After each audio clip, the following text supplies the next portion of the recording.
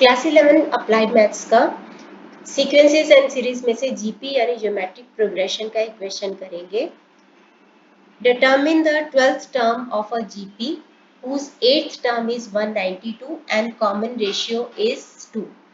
12th term निकालनी है, यानी कि अगर हम फर्स्ट टर्म को a मानते हैं तो a12 निकालना है आपको जीपी का, जिसकी 8th टर्म आपको दे रखी है 192 और कॉमन रेशियो दे रखा है, कॉमन रेशियो को अगर हम r माने तो 2 दे रखा है। तो 8th टर्म का nth टर्म का फॉर्मूला होता है ar raise to n minus 1। तो यहाँ पे 8th टर्म का फॉर्मूला क्या होगा, a है आपका, a देने रखा, r है आपका 2 रेज टू n माइनस 1, यानी कि 8 माइनस 1 7 हो जाएगा, दैट इज इक्वल टू 192।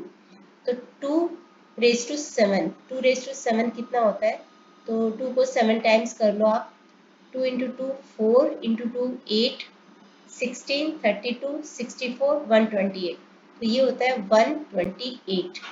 ये आपको दे रखा है 192, तो a will be equal to 192 upon 128। तो ये आ जाएगा, 4 के टेबल में दोनों आते हैं, 8 के टेबल में भी आ जाएंगे। तो 8 के टेबल में आएंगे 2 एंड 4 और नीचे आएगा 1 एंड 6।